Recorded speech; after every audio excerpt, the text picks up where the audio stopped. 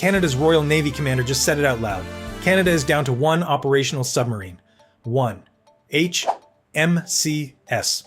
Corner Brook, a second-hand British boat purchased in the 1990s that spent 14 years in maintenance before returning to service last year. The other three are either broken, in repair, or relegated to training platforms. Everyone knows Canada's military is underfunded. Nobody has shown you how bad the numbers actually are, and why that crisis is now creating the biggest defense investment in Canadian history. 46% of army equipment unusable. 55% of aircraft unserviceable. 54% of naval vessels unable to deploy. Only 58% of the Canadian Armed Forces could respond if NATO called for help. A personnel shortfall of nearly 16,000 troops. The world's longest coastline defended by a navy that cannot put half its ships to sea. But here's what changed. Canada hit NATO's 2% GDP spending target for the first time in 2025. Ottawa announced an $81.8 billion defense investment plan.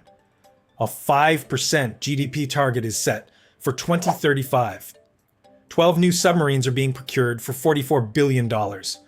14. P-8A Poseidon maritime patrol aircraft ordered for $10.4 billion. New Arctic radar systems being built.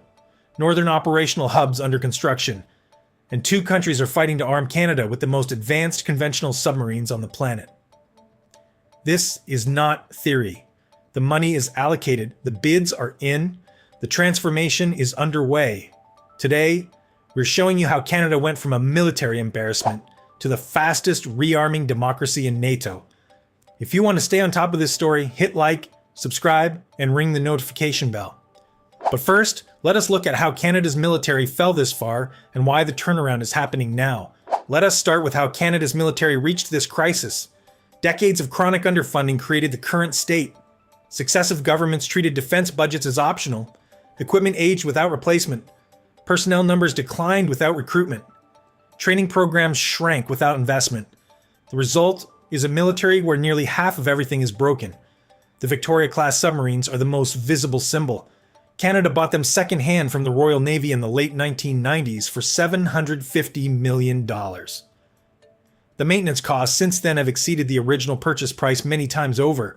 One submarine ran aground, one caught fire, one ruptured a ballast tank during testing. HMCS Corner Brook spent 14 years in repair before returning to service in April 2025. The Navy commander called the situation what it is. Canada is down to a single operational submarine defending the longest coastline on Earth. The crisis extends to every branch. The Royal Canadian Air Force operates fighter jets, where 55% are unserviceable at any given time. The Army's equipment readiness sits at 54%. Search and rescue aircraft face the same degradation. And the armed forces are short approximately 16,000 personnel, about a quarter of the Navy's benchmark alone. An internal Defense Department document found only 58% of forces could respond to a NATO crisis. That number means 4 out of 10 Canadian troops are not ready if called upon. Then the world changed. Trump threatened Canadian sovereignty. Russia expanded Arctic military operations. China increased submarine activity in the Pacific. And the Middle East erupted. The old excuse that Canada could rely on American defense disappeared the moment Washington started threatening to annex Canadian territory. The trigger for transformation was existential, and the response has been the largest defense spending increase in modern Canadian history. And here is where the money starts to change everything. Here is where it gets fascinating. Step 1. Decades of underfunding leave Canada with a military where half the equipment does not work. Step 2. Trump's sovereignty threats and deteriorating global security make the crisis politically untenable. Step 3. Canada commits to NATO's 2% GDP target and meets it for the first time in 2025, with a 5% target for 2035. Step 4. Ottawa launches the $44 billion submarine procurement, $10.4 billion Poseidon aircraft purchase, Arctic radar modernization, and Northern hub construction simultaneously. Step 5. The submarine competition between South Korea and Germany generates billions in additional industrial investment that Canada would never have attracted through defense spending alone. Canada now holds a fascinating position. For the first time, defense spending is driving economic development rather than just maintaining aging equipment. The $44 billion submarine deal creates shipbuilding jobs, steel demand, training programs, and maintenance infrastructure that did not exist. The Poseidon aircraft bring advanced manufacturing partnerships. The Arctic radar systems require technical facilities in the north. Every dollar spent on defense generates civilian economic activity alongside military capability. Meanwhile, NATO allies are watching Canada's transformation with intense interest. A Canada that meets 2% and aims for 5% is a fundamentally different alliance partner than the Canada that spent decades below target. That credibility shift opens doors for defense cooperation, intelligence sharing, and joint operations that were previously limited by Canada's perceived lack of commitment. Critics argue Canada cannot sustain this spending. The data says Canada's GDP growth projections and trade diversification strategy generate the revenue base to support long-term defense investment without austerity in other sectors. Is Canada's military rebirth real or just political spending before an election? Tell us what you think in the comments. Now let us talk about what a fully rearmed Canada looks like by 2035. By 2035, Canada's military will be unrecognizable from what it is today. 12 modern submarines patrolling 3 oceans simultaneously. 14 P-8A Poseidon aircraft providing maritime surveillance across the Atlantic, Pacific, and Arctic. New Arctic radar systems detecting threats thousands of kilometers away. Northern hubs enabling year-round military operations, where seasonal limitations previously forced withdrawal. Drone capabilities expanding with 14 MQ-9B Sky Guardian systems. And a defense budget climbing toward 5% of GDP, putting Canada among the most heavily armed democracies in the alliance. The submarine fleet alone transforms Canada's strategic posture. With 12 boats, the Navy can maintain 4 to 6 submarines on active patrol at all times, while rotating others through maintenance and training. That persistent presence means Canadian waters are no longer unmonitored.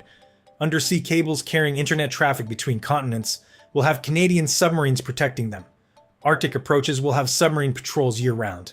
And the Indo-Pacific region will see Canadian submarines operating alongside Japanese, Australian, and Allied forces. The cost of this transformation is real. $44 billion for submarines, $10.4 billion for Poseidon aircraft, billions more for radar, drones, Arctic infrastructure, and personnel recruitment. But the cost of not transforming was also real and was measured in sovereignty that existed only on paper, alliances that questioned Canadian commitment, and a coastline that was functionally undefended. Canada is no longer asking allies for protection, it is building the capability to protect itself.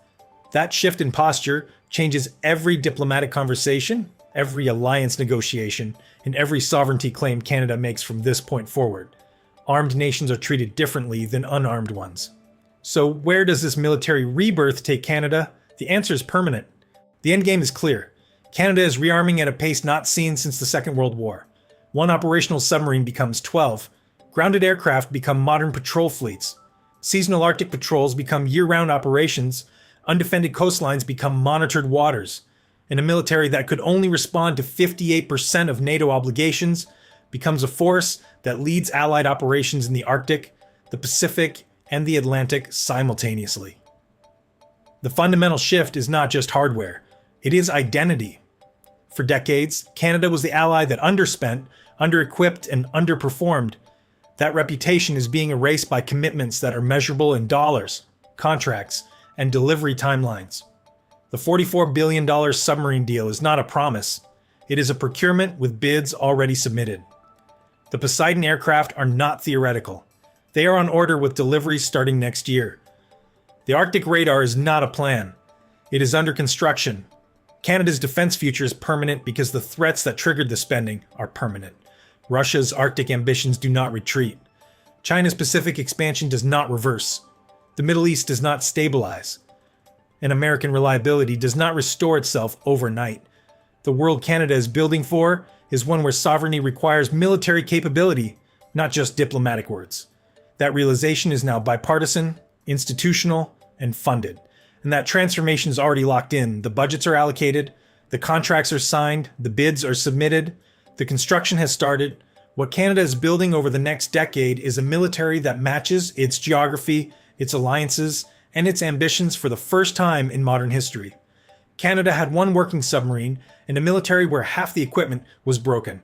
Now 2 countries are fighting to arm it with $44 billion in warships. That is the Rebirth. Subscribe to PolitiX. And our last video showed how Canada used the submarine deal to demand auto factories from Hyundai and Volkswagen. Link is on screen. Watch it now.